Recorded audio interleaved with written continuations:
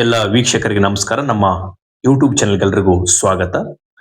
ನಾನು ನಿಮ್ಮ ಡಾಕ್ಟರ್ ನಾಗಪ್ಪ ಹೂವಿನಬಾವಿ, ಕನ್ನಡ ಅಧ್ಯಾಪಕರು, ಸ್ನಾತಕೋತ್ತರ ಕೇಂದ್ರ ಯಲಬುರ್ಗಾ. ನಾನು ಈಗಾಗಲೇ ನನ್ನ ಚಾನೆಲ್ ಮುಖಾಂತರ ಹಲವಾರು BA, BCom ವಿದ್ಯಾರ್ಥಿಗಳ ಪಠ್ಯಕ್ಕಿರುವಂತಹ ಅಧ್ಯಾಯಗಳನ್ನ, ತರಗತಿಗಳನ್ನ ಮಾಡಿ ಯೂಟ್ಯೂಬ್ ಅಲ್ಲಿ ಅಪ್ಲೋಡ್ ಮಾಡಿದ್ದೆ. ಸುಮಾರು ಜನ ವಿದ್ಯಾರ್ಥಿಗಳಿಗೆ ಅನುಕೂಲ ಆಗಲಿ ಅನ್ನೋ ದೃಷ್ಟಿಕೋನಕ್ಕೆ ಮತ್ತೆ ಈ ವರ್ಷ ಮತ್ತೆ ತರಗತಿಗಳನ್ನ ಪ್ರಾರಂಭ ಮಾಡಿದ್ದೀನಿ. BCom ಮೊದಲನೇ ಸೆಮಿಸ್ಟರ್ ವಿದ್ಯಾರ್ಥಿಗಳ ಪಠ್ಯ ಭಾಗಕ್ಕಿರುವಂತಹ ವಾಣಿಜ್ಯ ಸೌರಭ ಪತ್ರಿಕೆ, ಸಾಮಾನ್ಯ ಕನ್ನಡ. ಇಲ್ಲಿ ಮೊದಲಿಗೆ ನಾವು ಆ ಈ ಪರಿವಿಡಿಯಲ್ಲಿರುವಂತಹ ಕುವೆಂಪು ಅವರ ಕವಿತೆ ವರ್ಷ ಭೈರವ ಅಂತ. ಈ ಕುವೆಂಪು ಅವರ ಕವಿತೆ ಏನನ್ನ ಒಳಗೊಂಡಿದೆ, ಯಾವ ಆಶಯವನ್ನ ಹೇಳುತ್ತೆ ಅಂತ ನೋಡೋದಕ್ಕಿಂತ ಮುಂಚೆ ಮೊದಲಿಗೆ ನಾವು ಕುವೆಂಪು ಅವ್ರ ಬಗ್ಗೆ ಒಂದು ಸ್ವಲ್ಪ ಪರಿಚಯವನ್ನ ಮಾಡಿಕೊಳ್ಳೋಣ, ನಂತರ ಕವಿತೆಗೆ ಹೋಗೋಣ. ಇಲ್ಲಿ ಕುವೆಂಪು ಅವರು ಏನನ್ನ ಹೇಳ್ತಾರೆ ಅಂತ ನೋಡೋದಾದ್ರೆ, ನಮ್ಗೆ ಕುವೆಂಪು ಅವರ ಹಿನ್ನೆಲೆ ನೋಡ್ತಾ ಹೋದಾಗ, ಕುವೆಂಪು ಅನ್ನೋದು ಒಂದು ಕಾವ್ಯನಾಮ. ಅಂದ್ರೆ ಕುಪ್ಪಳ್ಳಿ ವೆಂಕಟಪ್ಪನ ಮಗ ಪುಟ್ಟಪ್ಪ ಅಂತಂದ್ರೆ ಅವರ ಹೆಸರು ಪುಟ್ಟಪ್ಪ. ಅವರ ತಂದೆ ಹೆಸರು ವೆಂಕಟಪ್ಪ, ತಾಯಿ ಸೀತಮ್ಮ. ಆದ್ರೆ ಕುವೆಂಪು ಎಂದೇ ಕನ್ನಡ ಸಾಹಿತ್ಯದಲ್ಲಿ ತುಂಬಾ ಪ್ರಖ್ಯಾತಿಯನ್ನು ಹೊಂದಿರುವಂತಹವರು. ಕುವೆಂಪು ಅವರು ಶಿವಮೊಗ್ಗ ಜಿಲ್ಲೆಯ ತೀರ್ಥಹಳ್ಳಿ ತಾಲೂಕಿನ ಕುಪ್ಪಳಿ ಎಂಬ ಗ್ರಾಮದಲ್ಲಿ 1904ರಲ್ಲಿ ಜನಿಸ್ತಾರೆ. ಇವರು ತೀರ್ಥಹಳ್ಳಿಯಲ್ಲಿ ಮಾಧ್ಯಮಿಕ ಹಾಗೂ ಮೈಸೂರಿನ ವೆಸ್ಲಿಯನ್ ಮಿಷನ್ ಹೈಸ್ಕೂಲ್ ನಲ್ಲಿ ಪ್ರೌಢಶಾಲಾ ವಿದ್ಯಾಭ್ಯಾಸವನ್ನ ಮುಗಿಸ್ತಾರೆ. ಮೈಸೂರು ವಿಶ್ವವಿದ್ಯಾಲಯದಿಂದ 1927ರಲ್ಲಿ BA ಹಾಗೂ 1929ರಲ್ಲಿ MA ಪದವಿಯನ್ನು ಅವರು ಪಡಿತಾರೆ. ಮೈಸೂರಿನ ಮಹಾರಾಜ ಕಾಲೇಜಿನ ಪ್ರಾಂಶುಪಾಲರಾಗಿ ಮತ್ತು ಮೈಸೂರು ವಿಶ್ವವಿದ್ಯಾಲಯದಲ್ಲಿ ಕನ್ನಡ ಪ್ರಾಧ್ಯಾಪಕರಾಗಿ ಹಾಗೂ ಉಪಕುಲಪತಿಗಳಾಗಿ ವಿವಿಧ ಹಂತಗಳಲ್ಲಿ ಸೇವೆಯನ್ನು ಅವರು ಸಲ್ಲಿಸಿದ್ದಾರೆ. ಮೂಲತಃ ಕವಿ ಮನೋಧರ್ಮದವರಾಗಿರೋದ್ರಿಂದ ಇವರು ಅಸಂಖ್ಯ ಕವನಗಳಲ್ಲದೇನೆ ಮಹಾಕಾವ್ಯ, ಕತೆ, ಕಾದಂಬರಿ, ನಾಟಕ, ವಿಮರ್ಶೆ, ಮಕ್ಕಳ ಸಾಹಿತ್ಯ, ಜೀವನ ಚರಿತ್ರೆ, ಪ್ರಬಂಧ, ಆತ್ಮಕಥೆ ಹೀಗೆ ಹಲವಾರು ಸಾಹಿತ್ಯ ಪ್ರಕಾರಗಳಲ್ಲಿ ಕೃಷಿಯನ್ನ ಕುವೆಂಪು ಅವರು ಮಾಡಿದ್ದಾರೆ. ಒಟ್ಟು ಇವರು ಒಂದು 80ಕ್ಕೂ ಹೆಚ್ಚು ಕೃತಿಗಳನ್ನ ರಚನೆ ಮಾಡಿದ್ದಾರೆ. ಅದರಲ್ಲಿ ಅವರು ನಾಡು ನುಡಿ ಪ್ರೇಮ ಇರ್ಬೋದು, ಆಧ್ಯಾತ್ಮ ಪ್ರಕೃತಿ ಪ್ರೇಮ ಇರ್ಬೋದು, ಕಾವ್ಯ ಮೀಮಾಂಸೆ, ವಿಜ್ಞಾನ, ವೈಚಾರಿಕತೆ ಹೀಗೆ ಬೇರೆ ಬೇರೆ ವಿಷಯಗಳನ್ನು ಒಳಗೊಂಡಂತ ಕೃತಿಗಳನ್ನು 80ಕ್ಕೂ ಹೆಚ್ಚು ರಚನೆಯನ್ನ ಮಾಡಿದ್ದಾರೆ. ಇನ್ನು ಇವರ ಶ್ರೀರಾಮಾಯಣ ದರ್ಶನಂ ಇವರ ತುಂಬಾ ಪ್ರಖ್ಯಾತಿಯನ್ನು ಹೊಂದಿರುವಂತಹ ಮಹಾ ಕಾವ್ಯ ಅಂತಾನೆ ಹೇಳ್ಬೋದು. ಅದಲ್ಲದೆ ಇವರು ಸುಮಾರು ಕವನ ಸಂಕಲನಗಳನ್ನು ಕೂಡ ರಚಿಸಿದ್ದಾರೆ. ಕೊಳಲಿರ್ಬೋದು, ಕೃತ್ತಿಕೆ ಇರ್ಬೋದು, ನವಿಲು, ಜೇನಾಗುವ, ಕೋಗಿಲೆ ಮತ್ತು ಸೌವೆತ್ರಶ, ಪ್ರೇಮ ಕಾಶ್ಮೀರ, ಪಕ್ಷಿ ಕಾಶಿ ಮೊದಲಾದವುಗಳನ್ನ ರಚನೆ ಮಾಡಿದ್ದಾರೆ. ಮತ್ತೆ ಇವರ ಖಂಡ ಕಾವ್ಯ ಚಿತ್ರಾಂಗದ, ಇವೆಲ್ಲವುಗಳ ಜೊತೆಗೆ ಅವರು ನಾಟಕಗಳನ್ನು ಕೂಡ ರಚಿಸಿದ್ದಾರೆ. ಯಾವಂತ ನೋಡಿದ್ರೆ ರಕ್ತಾಕ್ಷಿ, ಸ್ಮಶಾನ ಕುರುಕ್ಷೇತ್ರ, ಶೂದ್ರ ತಪಸ್ವಿ, ಬೆರಳಿಗೆ ಕೊರಳು ಇವು ಅವರ ನಾಟಕಗಳು. ಅದರ ಜೊತೆಗೆ ಅವರು ಬೃಹತ್ ಆಕಾರದ 2 ಕಾದಂಬರಿಗಳನ್ನ ಕುವೆಂಪು ರಚಿಸಿದ್ದಾರೆ. ಯಾವಂತ ನೋಡಿದ್ರೆ ಕಾನೂರು ಸುಬ್ಬಮ್ಮ ಹೆಗ್ಗಡತಿ ಮತ್ತು ಮಲೆಗಳಲ್ಲಿ ಮದುಮಗಳು. ಅದರ ಜೊತೆಗೆ ಇವರು ಮಕ್ಕಳ ಸಾಹಿತ್ಯ ಕೃತಿಗಳನ್ನು ಕೂಡ ರಚಿಸಿದ್ದಾರೆ. ಬೊಮ್ಮನಹಳ್ಳಿಯ ಕಿಂದರ ಜೋಗಿ ಅನ್ನೋ ಮಕ್ಕಳಿಗಾಗಿ ಬರೆದಿರುವಂತಹ ಬಹು ಜನಪ್ರಿಯವಾದಂತಹ ಇದು ಕವನ ಸಂಕಲನ ಅಂತಾನೆ ಹೇಳ್ಬೋದು. ಅವ್ರ ವಿಮರ್ಶೆ ಕೃತಿ ವಿಭೂತಿ ಪೂಜೆ ಇರ್ಬೋದು, ಕಾವ್ಯ ವ್ಯವಹಾರ ಇರ್ಬೋದು, ದ್ರೌಪದಿ ಸರಿಮುಡಿ ಹೀಗೆ ವಿಮರ್ಶೆ ಕೃತಿಗಳನ್ನು ಕೂಡ ಅವರು ರಚನೆ ಮಾಡಿದ್ದಾರೆ. ಇವರು ಸಾಹಿತ್ಯ ಕ್ಷೇತ್ರದಲ್ಲಿ ಮಾಡಿರುವಂತಹ ವಿಶೇಷ ಸಾಧನೆಗೆ ಸರ್ಕಾರ ಗುರುತಿಸಿ ಹಲವಾರು ಪ್ರಶಸ್ತಿಗಳನ್ನ ಮತ್ತೆ ಕೊಟ್ಟಿದ್ದಾರೆ ಅವರಿಗೆ. ಅದರಲ್ಲಿ ಅವರು ರಚಿಸಿರುವಂತಹ ಶ್ರೀರಾಮಾಯಣ ದರ್ಶನ ಮಹಾಕಾವ್ಯಕ್ಕೆ 1955ರಲ್ಲಿ ಕೇಂದ್ರ ಸಾಹಿತ್ಯ ಅಕಾಡೆಮಿ ಪ್ರಶಸ್ತಿ ಹಾಗೂ 1969ರಲ್ಲಿ ಜ್ಞಾನಪೀಠ ಪ್ರಶಸ್ತಿ ಲಭಿಸಿದೆ. ಇನ್ನು ಇವರಿಗೆ 1964ರಲ್ಲಿ ರಾಷ್ಟ್ರಕವಿ ಪ್ರಶಸ್ತಿಯನ್ನು ಕೂಡ ಸರ್ಕಾರ ಕೊಟ್ಟಿದೆ. ಇವರು 1957ರಲ್ಲಿ ನಡೆದಂತ ಧಾರವಾಡದಲ್ಲಿ ನಡೆದಂತ ಅಖಿಲ ಭಾರತ ಕನ್ನಡ ಸಾಹಿತ್ಯ ಸಮ್ಮೇಳನದ ಅಧ್ಯಕ್ಷತೆಯನ್ನು ಕೂಡ ಇವರು ವಹಿಸಿದ್ರು. ಇವೆಲ್ಲ ಪ್ರಶಸ್ತಿಗಳಲ್ಲದೆ ಅದರ ಜೊತೆಗೆ ಅವರಿಗೆ ಪಂಪ ಪ್ರಶಸ್ತಿ, ಪದ್ಮಭೂಷಣ ಪ್ರಶಸ್ತಿ, ಕರ್ನಾಟಕ ರತ್ನ ಪ್ರಶಸ್ತಿ ಕೂಡ ದೊರಕಿವೆ ಅಂತಾನೆ ಹೇಳ್ಬೋದು. ಇವರ ಇಡೀ ಸಾಧನೆಯನ್ನು ಮೆಚ್ಚಿ 3 ವಿಶ್ವವಿದ್ಯಾಲಯಗಳು ಇವರಿಗೆ ಗೌರವ ಡಾಕ್ಟರೇಟ್ ಪದವಿಯನ್ನು ಕೂಡ ಕೊಟ್ಟಿವೆ. ಉದಾಹರಣೆ ನೋಡಿದ್ರೆ ಮೈಸೂರು ವಿಶ್ವವಿದ್ಯಾಲಯ, ಕರ್ನಾಟಕ ವಿಶ್ವವಿದ್ಯಾಲಯ, ಬೆಂಗಳೂರು ವಿಶ್ವವಿದ್ಯಾಲಯಗಳು ಕೂಡ ಮೂರು ವಿಶ್ವವಿದ್ಯಾಲಯಗಳು ಇವರಿಗೆ ಗೌರವ ಡಾಕ್ಟರೇಟ್ ಪದವಿಯನ್ನ ನೀಡಿವೆ ಅಂತಾನೆ ಹೇಳ್ಬೋದು. ಇವರು ಇಷ್ಟೆಲ್ಲ ಸಾಧನೆ ಮಾಡಿದ ಕುವೆಂಪು ಅವರು 1994ರಲ್ಲಿ ನಮ್ಮನ್ನ ಅಗಲಿದ್ದಾರೆ. ಇವರು ಕುವೆಂಪು ಅವರು ರಚನೆ ಮಾಡಿರುವಂತಹ ಕವಿತೆಯು ವರ್ಷ ಭೈರವ ಅಂತ. ಈ ವರ್ಷ ಭೈರವ ಕವಿತೆ ಏನನ್ನ ಹೇಳುತ್ತೆ, ಕುವೆಂಪು ಅವರು ಈ ಕವಿತೆ ಮುಖಾಂತರ ಏನನ್ನ ಹೇಳಕ್ಕೆ ಹೊರಟಿದ್ದಾರೆ ವಿದ್ಯಾರ್ಥಿಗಳಿಗೆ ಅಂತ ನಾವು ಗಮನಿಸೋಣ. ಕವಿತೆ ಪ್ರವೇಶ ಮಾಡೋಕ್ಕಿಂತ ಪೂರ್ವದಲ್ಲಿ ಮೊದಲಿಗೆ ಈ ಕವಿತೆಯ ಶೀರ್ಷಿಕೆಯನ್ನು ಯಾಕೆ ಕುವೆಂಪು ವರ್ಷ ಭೈರವ ಅಂತ ಇಟ್ರು? ವರ್ಷ ಓಕೆ, ಮಳೆ, ಭೈರವ ಯಾಕೆ ಅಂತ ಒಂದು ಪ್ರಶ್ನೆ ಉಂಟು. ಅಂದ್ರೆ ವರ್ಷ ಅಂದ್ರೆ ಮಳೆಯನ್ನ ಭೈರವನಿಗೆ ಹೋಲಿಸುವಂತ ಕೆಲಸನ ಇಲ್ಲಿ ಕುವೆಂಪು ಅವರು ಮಾಡ್ತಾರೆ.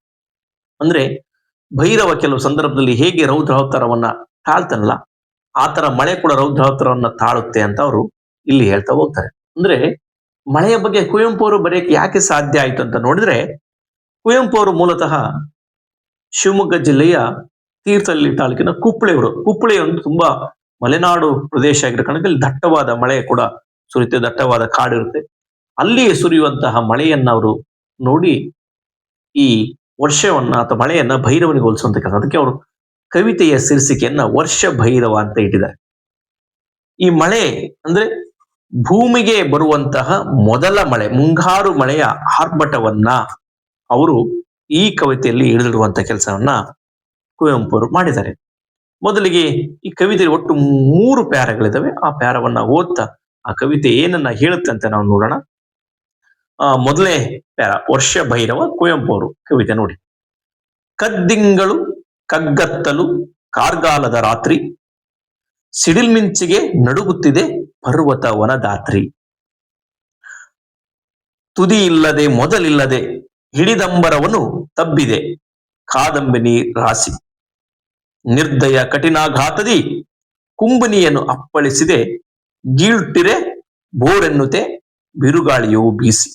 ನೋಡಿಲಿ ಕುವೆಂಪು ಅವರು ಏನ್ ಹೇಳ್ತಾರೆ ಅಂತಂದ್ರೆ, ಭೂಮಿಗೆ ಬರುವಂತ ಮೊದಲ ಮಳೆ, ಮುಂಗಾರು ಮಳೆಯನ್ನ ಯಾವ ರೀತಿ ವರ್ಣನೆ ಮಾಡಿದ್ದಾರೆ ಅಂತಂದ್ರೆ, ಆ ಮಳೆ ಬರುವಾಗ ಮೋಡ ಕವಿದಿರುವ ವಾತಾವರಣವನ್ನ ಅವರು ಅಮಾವಾಸ್ಯ ಕತ್ತಲಿಗೆ ಹೋಲಿಸುವಂತ ಕೆಲಸ ಮಾಡ್ತಾರೆ. ಆ ಅಮಾವಾಸ್ಯ ಕತ್ತಲಲ್ಲಿ ಈ ಸಿಡಿಲು ಮಿಂಚುಗಳು ಬಂದಾಗ ಅಲ್ಲಿರುವಂತಹ ಈ ಪರ್ವತ ಗುಡ್ಡಗಳು, ಭೂಮಿ ನಡುಗುತ್ತದೆ ಅಂತ ಹೇಳ್ತಾರೆ ಅವರು. ಮುಂದೆ ನೋಡೋದು, ಕದ್ದಿಂಗಳು ಕಗ್ಗತ್ತಲು ಕಾರ್ಗಾಲದ ರಾತ್ರಿ, ಸಿಡಿಲು ಮಿಂಚಿಗೆ ನಡುಗುತ್ತಿದೆ ಪರ್ವತ ವನದಾತ್ರಿ. ನೋಡು, ಆ ಸಿಡಿಲು ಮಿಂಚುಗಳಿಗೆ ಪರ್ವತಗಳು, ಭೂಮಿನೇ ನಡುತ್ತದೆ ಅಂತ ನೋಡಿ. ತುದಿ ಇಲ್ಲದೆ ಮೊದಲಿಲ್ಲದೆ ಇಡಿದಂಬರವನ್ನು ತಬ್ಬಿದೆ ಕಾದಂಬನಿಯ ರಾಶಿ. ನೋಡಿ, ಅಂದ್ರೆ ಈ ಮಳೆ ಬರುವಂತಹ ರೀತಿ ಯಾವ ರೀತಿ ಅಂತಂದ್ರೆ, ಅದಕ್ಕೆ ಮಳೆ ಎಲ್ಲಿಂದ ಪ್ರಾರಂಭವಾಗಿದೆ ಅದಕ್ಕೆ ಕೊನೆ ಇಲ್ಲ ಅಂತ ನಮ್ಗೆ ಗೊತ್ತಾಗ್ತಿಲ್ಲ, ಅಷ್ಟು ರಭಸವಾಗಿ ಮಳೆ ಬರ್ತಿದೆ. ಅದಕ್ಕೆ ಆ ಮುಗಿಲಿಗೆ ಏನಾಗಿದೆ ಅಂತಂದ್ರೆ ಕಪ್ಪು ಮೋಡನೆ ಆವರಿಸ್ಕೊಂಡು ಬಿಟ್ಟಿದೆ. ಅಂತ ಕಪ್ಪಾದ ಮೋಡಿಂದ ಮಳೆ ಸುರಿತಾ ಇದೆ. ಅದಕ್ಕೆ ತುದಿ ಯಾವುದು ಮೊದಲು ಯಾವುದು ಅಂತ ಗೊತ್ತಾಗ್ತಿಲ್ಲ. ಅದು ಮುಂದೆ ನೋಡು, ನಿರ್ದಯ ಕಠಿಣಾಘಾತದಿ ಕುಂಬನಿಯನ್ನು ಅಪ್ಪಳಿಸಿದೆ, ಗಿಳ್ಟರು ಬೋರ್ನತ ಬಿರುಗಾಳಿಯು ಬೀಸಿ. ನೋಡಿ, ಈ ಭೂಮಿಗೆ ಯಾವುದೇ ನಿರ್ದಯ ಅಂದ್ರೆ ಭಯವಿಲ್ಲದೆ ಅಷ್ಟು ಜೋರಾಗಿ ಮಳೆ ಭೂಮಿಗೆ ಅಪ್ಪಳಿಸುತ್ತಿದೆ ಅಂತ ಹೇಳ್ತಾರೆ. ಈ ಅಪ್ಪಳಿಸುವ ಮಳೆ ಅದರ ಜೊತೆಗೆ ಬಿರುಗಾಳಿಯು ಕೂಡ ಬೀಸಿದೆ ಅಂತ ಹೇಳ್ತಾರೆ. ಮುಂದೆ ನೋಡಿ, ನೆಕ್ಸ್ಟ್ ಪ್ಯಾರ. ಹೊಂಬಳ್ಳಿಯು ಹೊಮ್ಮಿದವಳು ತಳ್ಳನೆ ಮುಗಿಲಂಚು, ಈರುಳಲ್ಲಿ ಹಗಲೆಣುಕುದಿ ಓಳು ಹಾವುನಾಲಿಗೆಯ ಮಿಂಚು. ನೆಕ್ಕುತ್ತಲಿದೆ ಕತ್ತಲೆಯನು, ಕುಕ್ಕುತ್ತಲಿದೆ ಭುವಿಗಣ್ಣನು, ಮಿಂಚಕ್ಕಿಯ ಚಂಚು. ಆಕಾಶವೇ ನೀರಾಯ್ತೆನೆ, ಸುರಿಯುತ್ತಿದೆ ಬೋರ್ಬರೆನೆ ಮುಂಗಾರು ಮಳೆ ಧಾರೆ. ಲಯ ಭೀಷಣ ಮಳೆ ಭೈರವ, ಮೈದೋರಲು ಮರೆಯಾಗಿವೆ ಭಯದಲ್ಲಿ ಶಶಿತಾರೆ. ನೋಡಿ, ಈ ಪ್ಯಾರ ಏನ್ ಹೇಳುತ್ತಂತಂದ್ರೆ, ಮುಂದೆ ನೋಡಿ, ಹೊಂಬಳ್ಳಿಯು ಹೊಮ್ಮಿದುವಲು ತಳ್ಳನೆ ಮುಗಿಲಂಚು, ಈರುಳ್ಳಿ ಹಗಲೆಣುಕುವುದವಲು ಹಾವುನಾಲಿಗೆಯ ಮಿಂಚು, ನೆಕ್ಕುತ್ತಲಿದೆ ಕತ್ತಲೆಯನ್ನು. ನೋಡಿ, ಅಂದ್ರೆ ಇಲ್ಲಿ ಬಹಳ ಮುಖ್ಯವಾಗಿ ಕುವೆಂಪು ಅವರು ಏನ್ ಹೇಳ್ತಾರೆ ಅಂತಂದ್ರೆ, ಈ ಕತ್ತಲೆ ರಾತ್ರಿಯಲ್ಲಿ ಮಿಂಚು ಹೊನ್ನಿನ ಬಳ್ಳಿ ಅಂತ ತಳ್ಳಂತ ಬಂದು ಹೋಗ್ಬಿಡ್ತು ಒಂದ್ಸರಿ. ಯಾಕಂತಂದ್ರೆ ಈ ರಾತ್ರಿಯಲ್ಲಿ ಹಗಲು ಒಂದು ಬಂದು ಇಣಿಕಾಕಿದೇನೋ ಅಂತ, ಅಂದ್ರೆ ಅಣಿಕಾಕಿ ಬಂದು ಆಗಿ ಹೋಗಿದೇನೋ ಅಂತ ಅನ್ಸುತ್ತೆ. ಯಾಕಂದ್ರೆ ಅಂತ ಕಗ್ಗತ್ತಲಲ್ಲಿ ಒಂದು ಮಿಂಚು ಪಸ್ಕರ್ ಬಂದು ಹಿಂಗ್ ಹೋದಾಗ ಅಲ್ಲಿ ಬೆಳಕು ಬಂದು ಹೋಗ್ಬಿಡುತ್ತೆ. ಅಂದ್ರೆ ಹಗಲೇನು ಬಂದು ಇಣಿಕಾಕಿದೇನೋ ಅಂತ. ಯಾಕಂದ್ರೆ ಮುಂದೆ ಹೇಳ್ತಾಳೆ, ಹಾವು ನಾಲಿಗೆ ಮಿಂಚು ನೆಕ್ಕುತ್ತಲಿದೆ ಕತ್ತಲೇನು. ಅಂದ್ರೆ ಆ ಕತ್ತಲೆಯನ್ನು ನುಂಗುವಂತ ಕೆಲಸವನ್ನ ಈ ಮಿಂಚು ಮಾಡ್ತಿದ್ದ, ಬೆಳಕು ಮಿಂಚಿನ ಆ ಬೆಳಕು. ಅಂದ್ರೆ ಹಾವು ನಾಲಿಗೆ ಯಾಕೆ ಹೋಲಿಸಿದಂತೆ, ಹಾವಿನ ನಾಲಿಗೆ ತುಂಬಾ ಹೊತ್ತು ಹೊರಗಡೆ ಇರಲ್ಲ. ಅಂದ್ರೆ ತೆಗೆದು ಹೋಗೋದು ಬರೋ ಮಾಡ್ತಿರ್ತ. ಅಂದ್ರೆ ಫ್ರಾಕ್ಷನ್ ಆಫ್ ಸೆಕೆಂಡ್ ಅಲ್ಲಿ ಹಾವಿನ ನಾಲಿಗೆ ಹೇಗೆ ಹೋಗುತ್ತಲ್ಲ ಹಂಗೆ ಮಿಂಚು ಬಂದು ಹೋಗುತ್ತಂತ ಅವ್ರು ಹೇಳ್ತಾರೆ ನೋಡಿ. ಮತ್ತೆ ಮುಂದೆ ಹೇಳ್ತಾರೆ, ಕುಕ್ಕುತ್ತಲಿದೆ ಭುವಿಗಣ್ಣನು ಮಿಂಚಕ್ಕಿಯ ಚಂಚು ಅಂತ ಹೇಳ್ತಾರೆ ನೋಡಿ. ಅಂದ್ರೆ ಆ ಮಿಂಚನ್ನೇ ನುಂಗುವಂತ ಕೆಲಸವನ್ನ ಯಾವುದು ಹಾವಿನ ನಾಲಿಗೆ ಮಾಡ್ತಿದೆ ಅಂತ ಅವರು ಹೇಳ್ತಾರೆ. ಮತ್ತೆ ಸರಿನಾ, ಅದಕ್ಕೆ ಭುವಿಯ ಕಣ್ಣನ್ನು ಚುಂಚಿನಿಂದ ಕುಕ್ಕಿದೆ ಅಂತ ಹೇಳ್ತಾರೆ ಅವರು. ಮುಂದೆ ನೋಡಿ, ಆಕಾಶವೇ ನೀರಾಯ್ತೇನೆ ಸುರಿಯುತ್ತಿದೆ ಬೋರ್ಬೊರನೆ ಮುಂಗಾರು ಮಳೆ ಧಾರೆ. ನೋಡಿ, ಆಕಾಶವೇ ನೀರಾಗಿ ಹೋಯ್ತು ಅನ್ನೋ ತರಕ್ಕೆ ನೋಡಿ, ಇಡೀ ಆಕಾಶ ನೀರಾದಂತೆ ಕಾಣಿಸ್ತದೆ. ಅಂದ್ರೆ ಇಡೀ ನೀರೇ ತುಂಬಿಟ್ಟಿದೆ ಏನೋ ಅಂತ ಕಾಣಿಸೋ ಮಟ್ಟಕ್ಕೆ ಮಳೆ ಭೈರವನನ್ನ ರೂಪವನ್ನ ತಾಳಿ ತುಂಬಾ ಗಾಢವಾಗಿ ಜೋರಾಗಿ ಸುರಿಯುತ್ತಂತೆ ಹೇಳ್ತಾರೆ. ಅಂದ್ರೆ ಈ ಮಳೆಯ ರಭಸಕ್ಕೆ ಆ ಮೋಡದಲ್ಲಿರುವಂತ ಚಂದ್ರ ತಾರೆಗಳು ಕೂಡ ಎದುರಿ ಮಾಯವಾಗಿವೆ ಅಂತ ಹೇಳ್ತಾರೆ ನೋಡಿ. ಅದಕ್ಕೆ ಇಲ್ಲಿ ನೋಡಿ ಹೇಳ್ತಾರೆ, ಅವ್ರು ಏನ್ ಹೇಳ್ತಾರೆ ಅಂತಂದ್ರೆ, ಆಕಾಶವೇ ನೀರಾಯ್ತೇನೆ ಸುರಿಯುತ್ತಿದೆ ಬೋರ್ಬೊರನೆ ಮುಂಗಾರು ಮಳೆ ಧಾರೆ ಲಯ ಭೀಷಣ ಮಳೆ ಭೈರವ ಮೈದೋರಲು ಮರೆಯಾಗಿವೆ ಭಯದಲ್ಲಿ ಶಶಿತಾರೆ ಅಂತ. ಅಂದ್ರೆ ಈ ಮಳೆಯ ರಭಸ ಯಾವ ರೀತಿ ಇದೆ ಅಂತಂದ್ರೆ, ಈ ಭೈರವನೇ ಮೈಯಲ್ಲಿ ಏನೋ ಬಂದು ಒಂಥರ ಉಗ್ರ ಸ್ವರೂಪನ ತಾಳಿ ಇಡೀ ಬ್ರಹ್ಮಾಂಡವನ್ನ ಭೂಮಿಯನ್ನ ಅಲ್ಗಾಡಿಸಿದನೇನೋ ಅಂತ ಅನಿಸುತ್ತೆ. ಅದರ ಭಯಕ್ಕೆ ಆಕಾಶದಲ್ಲಿರುವಂತಹ ಚಂದ್ರ ತಾರೆಗಳು ಕೂಡ ಎದುರು ಮಾಯವಾಗಿವೆ ಅಂತ ಹೇಳ್ತಾರೆ. ಮುಂದೆ ನೋಡಿ ಪ್ಯಾರ, ಲಯರುದ್ರನ ಜಯ ಡಿಮ್ ಡಿಮ ಘನ ವಜ್ರದ ರಾವ ಭವ ವಿಪ್ಲವಕರ ಭೈರವ ವರ ತಾಂಡವ ಭಾವ ದಿಕ್ಕಿಗೆ ಅದೋ ಹೊಕ್ಕಿದೆ ಕಾರು ಮುಗಿಲಿನ ಕೇಶ. ನೋಡಿ ಹೆಂಗ್ ಹೇಳ್ತಾರ ಅವರು. ಅಂದ್ರೆ ಇಲ್ಲಿ ಇಡೀ ಮಳೆಯ ಸ್ವರೂಪವನ್ನ ಪ್ರಳಯ ಕಾಲದ ರುದ್ರನ ನರ್ತಂತೆ ಕಾಣ್ತಂತವ್ರು ಹೇಳ್ತಾರೆ. ಅದಕ್ಕೆ ಗುಡುಗು ಅವನ ಕೈಯಲ್ಲಿ ಡಿಮ್ ಡಿಮ ಸ್ವರದಂತೆ ಎಲ್ಲೆಲ್ಲೂ ಕೂಡ ಹಬ್ಬಿರೋ ಹಾಗೆ ಮೋಡಗಳು ದಿಕ್ಕಿಗೆ ಹಬ್ಬಿದ ನಟರಾಜನ ಕೇಶದಂತೆ ಮಿಂಚಿನ ರೂಪದಲ್ಲಿ ಭೈರವ ರೋಷವೇ ಹೊಮ್ಮುವಂತೆ ಕಾಣ್ತದೆ ಕವಿಗೆ. ನೋಡಿ ಹೆಂಗಂದ್ರೆ ಕುವೆಂಪು ಅವರಿಗೆ ಇಡೀ ಮಳೆಯ ಸ್ವರೂಪ ಹೆಂಗ್ ಕಾಣ್ತಂತಂದ್ರೆ, ಪ್ರಳಯ ಕಾಲದ ರುದ್ರನ ನರ್ತನೆ. ಅಂದ್ರೆ ಈ ರೌದ್ರಹೋತರ ರುದ್ರ ಹೆಂಗ್ ನರ್ತನೆ ಮಾಡಲ್ಲ ಹಂಗೆ ಕಾಣಿಸ್ತಿದೆ ಅಂತ. ಅದಕ್ಕೆ ಗುಡುಗು ಅವನ ಕೈಯಲ್ಲಿ ಡಿಮ್ ಡಿಮ ಸದ್ದ ನೋಡಿ, ಗುಡುಗು ಏನಾಗಿದೆ ಅವನ ಕೈಯಲ್ಲಿ ಡಿಮ್ ಡಿಮ ಸ್ವರಂತೆ ಎಲ್ಲೆಲ್ಲೂ ಕೂಡ ಹಬ್ಬಿರುವ ಮೋಡಗಳು ದಿಕ್ಕಿಗೆ ಹಬ್ಬಿದ ನಟರಾಜನ ಕೇಶದಂತೆ ಹಬ್ಬಿಬಿಟ್ಟವಂತ ಹೇಳ್ತಾರೆ ಅವರು. ಮುಂದೆ ನೋಡು, ಸಿಡಿಲು ಮಿಂಚು ಹೊಮ್ಮುತ್ತಿದೆ ಮಳೆ ಭೈರವ ರೋಷ ಮಳೆ ಎಂಬುದು ಬರೀ ಸುಳ್ಳಿದು ಮಳೆಯಲ್ಲದು ಮಳೆಯಲ್ಲಿದು ಪ್ರಲಯದ ಆವೇಶ ಅಂತ ನೋಡಿ. ಅದಕ್ಕೆ ಮಿಂಚಿನ ರೂಪದಲ್ಲಿ ಭೈರವ ರೋಷ ಹೊರಹೊಮ್ಮಕೋಣ ಕಾಣ್ತದೆ ಯಾರಿಗೆ, ಕವಿಗೆ. ಅಂತ ಇದು ಕೇವಲ ಮಳೆಯಲ್ಲ, ಪ್ರಳಯವೇ ಬಂದು ಬಿಡುತ್ತೆ ಅನ್ನೋ ನಂತರ ಆವೇಶದಲ್ಲಿ ಕವಿ ನುಡಿದ್ದಾನೆ. ಅಂದ್ರೆ ಭೂಮಿಗೆ ಬರುವಂತಹ ಮೊದಲ ಮಳೆಯ ಆರ್ಭಟವನ್ನ ಕುವೆಂಪು ಅವರು ಕವಿತೆಯಲ್ಲಿ ಎಳೆ ಎಳೆಯಾಗಿ ಹೇಳುವಂತ ಕೆಲಸವನ್ನ ಇಲ್ಲಿ ಮಾಡಿದ್ದಾರೆ. ಅಂದ್ರೆ ಮಳೆ ಪ್ರವೇಶ ಮಾಡುವಾಗ ಅಲ್ಲಿ ಇಡೀ ಪ್ರಕೃತಿಯಲ್ಲಿ ಯಾವ ರೀತಿಯ ಬದಲಾವಣೆಗಳು ಅಲ್ಲೋಲ ಕಲ್ಲೋಲ ಆಗುತ್ತೆ, ಮತ್ತೆ ಇಡೀ ಕತ್ತಲು ಹೇಗೆ ಮೋಡ ಕವಿದ ವಾತಾವರಣ ಕತ್ತಲು ಹೇಗೆ ಆವರಿಸುತ್ತೆ, ಮತ್ತೆ ಅಂತ ಕತ್ತಲಲ್ಲಿ ಈ ಮಿಂಚು ಹೇಗೆ ಬಂದೋಗುತ್ತೆ, ಅಗಲೇ ಇಣುಕಾಗುತ್ತೇನೋ ಇಣಿಕಿ ಹಾಕುತ್ತೇನೋ ಮಟ್ಟಕ್ಕೆ ಮಿಂಚು ಒಂದ್ಸರಿ ಬಂದೋಗುತ್ತೆ. ಅಂದ್ರೆ ಆ ಮಿಂಚು, ಸಿಡಿಲು, ಗುಡುಗು, ಆ ಜೋರಾದ ಮಳೆ. ಅದಕ್ಕೆ ಅವ್ರು ಮುಂದೆ ಏನ್ ಹೇಳ್ತಾರೆ ಒಂದ್ಸರಿ ಅಂತಂತಂದ್ರೆ, ಆ ಮಿಂಚನ್ನ ಹಾವಿನ ನಾಲಿಗೆಗೆ ಹೋಲಿಸುವಂತ ಕೆಲಸವನ್ನ ಕುವೆಂಪು ಅವ್ರು ಮಾಡ್ತಾರೆ. ಆ ಹಾವಿನ ನಾಲಿಗೆಯ ಬೆಳಕು ಇಡೀ ಕತ್ತಲನ್ನೇ ನೆಕ್ಕುತ್ತಂತ ನೋಡಿ, ಯಾವ ಮಟ್ಟಕ್ಕೆ ಕುವೆಂಪು ಅವರು ಹೋಲಿಸುವಂತ ಕೆಲಸವನ್ನ ಮಾಡಿದ್ದಾರೆ. ಅದಕ್ಕೆ ಈ ರುದ್ರನ ನರ್ತನೆಯ ಮಳೆಗೆ ಆಕಾಶದಲ್ಲಿರುವಂತ ಶಶಿತಾರೆ ಅಂದ್ರೆ ಚಂದ್ರ ಮತ್ತು ತಾರೆ ನಕ್ಷತ್ರಗಳು ಕಣ್ಮರೆ ಆಗ್ತಿದೆ ಅಂತ. ಆ ಮಟ್ಟಕ್ಕೆ ರಭಸದಲ್ಲಿ ಮಳೆ ಭೂಮಿಗೆ ಪ್ರವೇಶವನ್ನ ಮಾಡುತ್ತೆ ಅಂತ ಅವ್ರು ಹೇಳ್ತಾರೆ.